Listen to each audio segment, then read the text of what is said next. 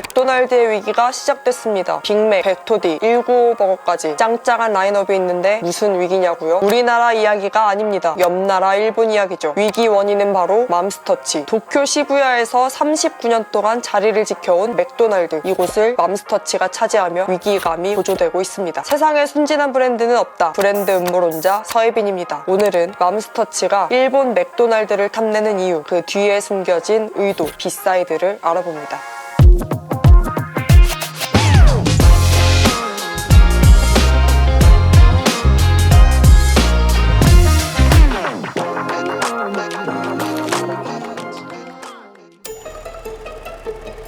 맘스터치의 일본 진출 전략을 알기 위해서 의외로 일본 맥도날드의 역사부터 알아봐야 합니다. 일본 맥도날드 창업자 후지타덴 1971년 일본의 맥도날드를 들여오죠. 후지타가 취한 첫 번째 전략은 도심 한복판 오픈. 원래 미국 맥도날드는 드라이브스루로 운영됐습니다. 그런데 후지타는 이 규칙을 깨버린 거죠. 첫 번째 매장은 미스코시 백화점에 들어섰습니다. 이곳은 당시 도쿄 쇼핑의 중심지, 일본의 유행을 선도하던 곳이었죠. 후지타는 일본 전 지역에 맥도날드가 유행하도록 이곳을 선택한 것입니다. 게다가 100% 일본스러움도 장착합니다. 일본인 입맛에 맞게 메뉴 개발하고 이름도 발음하기 쉽게 마쿠도 나루도로 바꾸죠. 이 전략 제대로 먹혔습니다. 현재 일본이 전 세계에서 맥도날드 매장 수가 세 번째로 많거든요. 일본에 진출하는 맘스터치도 과거 맥도날드를 따르고 있습니다. 특히 부동산에서 말이죠. 도쿄 시부야 도심 한복판에 문을 열고 심지어 맥도날드 자리를 꿰찬 것이 그 증거죠. 이곳은 39년 동안 맥도날드가 제대로 해먹은 자리입니다. 맘스터치 역시 맥도날드처럼 유행의 한복판에서 퍼지도록 하려는 전략 같습니다. 같은 장소를 선택을 한 거죠. 우리가 무조건 상업설이라 하더라도 아무 장소에 내는 건 아니고요. 해외 진출을 하려다 보니까 바로메터가 되는 문경의 시부야가 가장 적합한 장소로 선정이 된 것 같아요. 시부야는 일본에서도 우리 명동이나 젊은 사람들 보이는 대학로, 홍대 같은 거리이기 때문에 맘스터치도 일본에서 젊은 사람들 가장 많이 모이는 장소를 선택했을 걸로 보이고, 당연히 맥도날드가 처음 진출했던 그 장소를 선택한 걸로 보입니다. 결국 맘스터치는 일본 맥도날드 성공 루트를 그대로 베끼고 있는 것 아닐까요? 이 전략이 먹힌다면 일본인 입맛에 맞는 메뉴 개발하고 이름도 마무로토치로 바꿀 수 있지 않을까요?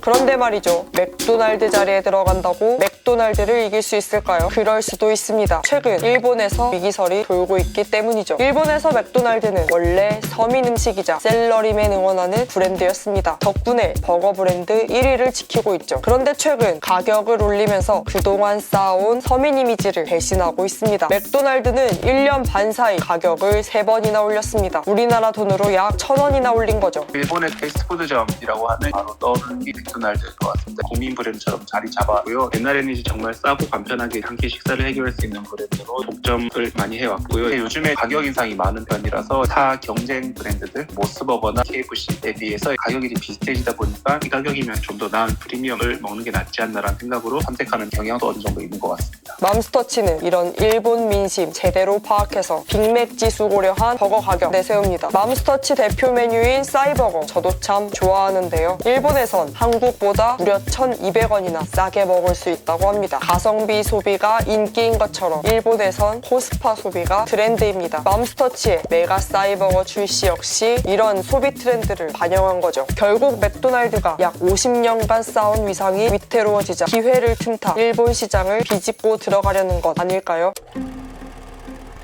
사실 맘스터치는 이미 한국에서 잘 나갑니다. 그런데 왜 일본 시장에 눈독 들이는 걸까요? 그 속내를 알기 위해선 일본 버거 시장 브랜드 지형을 살펴봐야 합니다. 현재 일본에서 경쟁하는 버거 브랜드는 맥도날드, KFC를 제외하곤 토종 브랜드입니다. 그런데도 불구하고 일본 버거 시장 규모는 약 7조 원, 우리나라보다 훨씬 크죠. 아직 블루오션인 겁니다. 저희가 일본은 글로벌 마스권 확보의 교두보의 역할로 좀 기대하고 있는 시장입니다. 일본 시장에 진출해서 해외 브랜드로 상당하게 성공을 성공을 거둔다면 장기적으로 파트너사가 될 후보들께서 더욱 관심을 가지실 것 같고요. 일본 소비자들이 저희만의 장점, 매장에서 직접 제조하고 나오는 우수한 맛과 신선함, 또 가장 큰 경쟁력인 또 사이즈로 적극적으로 어필을 해서 일본 시장에서 성공을 거두려는 계획을 가지고 있습니다. 1000개 이상의 매장을 가진 브랜드가 되자가 저희의 중장기적인 계획입니다. 그래서 맘스터치 일본인들 반응을 이미 살폈습니다. 지난해 10월 도쿄에 팝업 스토어를 오픈해서 말이죠. 3주간 약 3만 3천 명이 다녀갔다고 합니다. 뜨거운 반응을 맛본 맘스터치 원래 올해 4분기에 진출하려다가 4월에 서둘러 매장 냅니다. 과연 맘스터치는 일본 버거 시장 판도를 흔들 수 있을까요?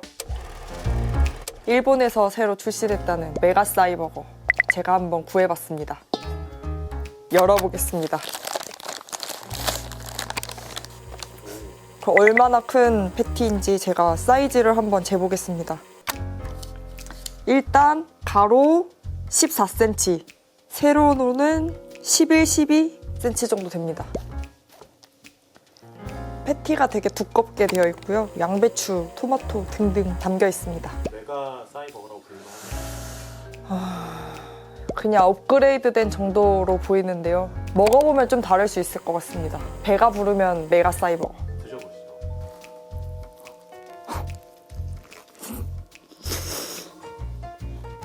원래 사이버거는 매콤한 맛이 있지 않았나? 일반 사이버거랑 다르게 마늘 맛이 굉장히 강합니다. 아무래도 갈릭 소스가 많이 들어간 것 같습니다. 혹시 일본인들이 단 걸 좋아해서 노린 맛일까요? 일본에서 성공할 수 있습니까? 일단 사이버거 맛은 전 세계인들이 좋아하지 않을까요? 너무 맛있다.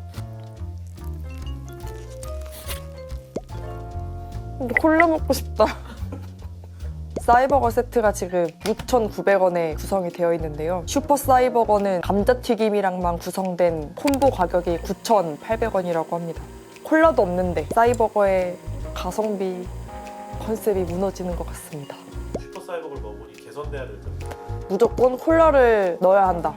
중간중간 느끼함을 해결해줄 음료가 필요해요. 맘스터치 관계자님께 슈퍼 사이버거의 맛은 굉장히 만족스럽습니다. 하지만 콜라가 없어 이 큰 버거를 다 먹기엔 물리네요.